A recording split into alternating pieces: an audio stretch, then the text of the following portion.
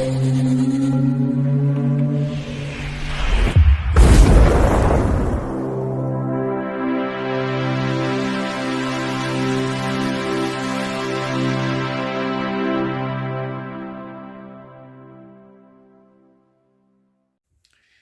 Bayek, it's me Ian, and in today's video I'm continuing my look at the second season of The X-Files, and this is episode 15, Fresh Bones from 1995. Now previously we'd had Die Hand, Die Velet, and the next one will be Colony. This we would class as a Monster of the Week story. Okay. Now, this was transmitted on the 3rd of February 1995 on the Fox network, and on the 4th of December 1975 in the UK on BBC Two. Now, this is written by Howard Gordon, who is a major contributor to The X-Files. Season 1, Conduit, Ghost in the Machine, Lazarus, Miracle Man, Fallen Angel, and Born Again, all written by him. Season 2, Sleepless, Firewalker, Dodcom, F. Immaculata. Season 3, DPO, Nisei, Grotesque, Avatar. Season 4, Talico, Kaddish, Synchrony, Zero Sum, and Unrequited. A lot of great stories there, written by Howard Gordon. Now, the director is Rob Bowman. Again, just another one who did such a lot for the X-Files. He directed the X-Files movie Fight the Future. That was in 1998, and that is the best of the two X-Files films, definitely. He also directed Reign of Fire 2002 and Elektra 2005. Then, Season 1, Gender Bender. Season 2, Endgame, Dodcom, F. Emasculata, and Our Town. Season 3, Paperclip, The Walk, 731, Sinji, Wired, Piper Moru, Pusher, and then Jose Chang's From Outer Space. Wow. But more, a lot more.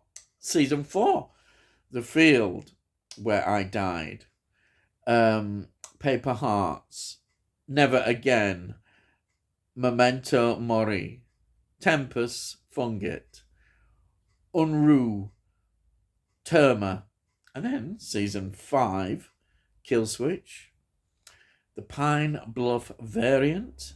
Season 6 is Drive, One Son, Aqua Mala, Trevor, Biogenesis, and Terms of Endearment.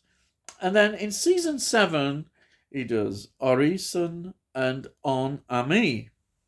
So there's quite a lot there, involvement in X-Files.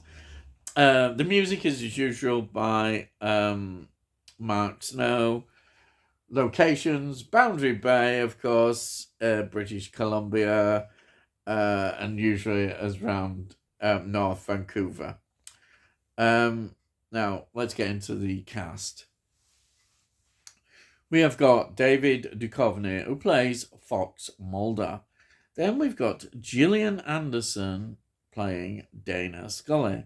And we've got an appearance by a recurring character, Stephen Williams, playing X, who is like the second season's Deep Throat. Then we've got Bruce Young, who plays Pierre Bouvet. He was in Risky Business, 1983, and The Colour of Money, 1986. Also lots of TV series and TV films. Then we've got Daniel Benzali, who plays Colonel Wharton. He was in A View to Kill, James Bond film, 1985. The End of Violence, 1997, a very well thought of film. And Dead Heat, 2002. And then just lots of TV series and TV films. Then we have got Jamal Walker Smith, who plays Chester Bonaparte. Now, he was in A. Arnold the movie, 2002, Voices, and A. Arnold, the Jungle movie, 2017, again, Voices, and then just lots of TV series and TV films. Matt Hill plays Private Harry Dunham.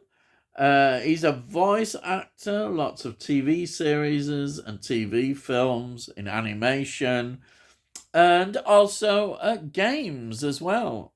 Does a lot of voices for that. So that is the cast.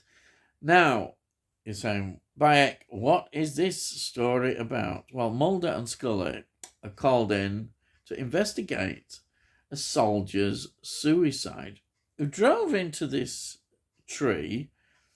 And of course, on this tree, there is a voodoo symbol. So, of course, yes, who shall we call in? Yes, we'll call in Mulder and Scully, who deal in this kind of thing.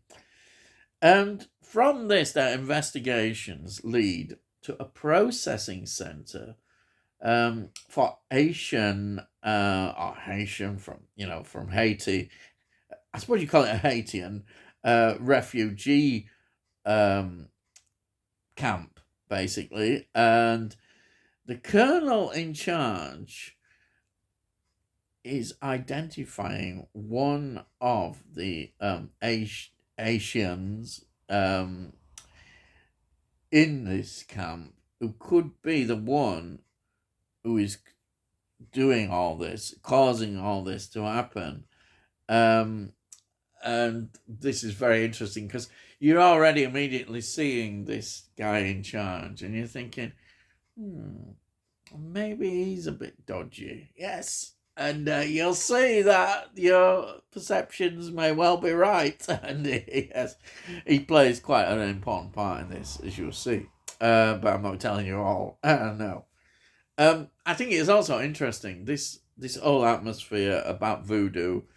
We had to have a story on it. And we see a scene which is very interesting, where Scully, who gets this sort of prick on her hand, and we see it, and she hallucinates, basically. She hallucinates, and we see this hallucination, and it's brilliant. And obviously she's really freaked out by all this going on, and that's what I like about the atmosphere of the story. I think that is the important, rather, the atmosphere. It's not necessarily, I don't think, the greatest voodoo story, but it's got a lot of atmosphere, and that, I think, rescues it. And we see this hallucination, and we see generally that creepiness, and that is very important. But you feel maybe, I don't like criticizing X-Files, that you could have done maybe a better story than this. It's got a lot of good things in it, but you feel it's a voodoo, you don't get a great deal of stories on it. I mean, you do get them, but it'd be good to get a really, really good voodoo story.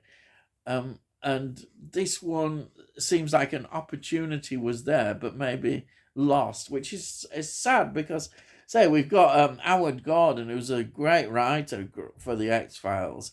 I just feel that, but as I say, the atmosphere is, and which again is down to Rob Bowman as a director who creates wonderful atmosphere in what he's got. So, though I say I have reservations, I think it is elevated by that atmosphere. So therefore, I can sort of kind of forgive that I wanted more from the script, but I think I don't like being too critical. I really say it's just being critical.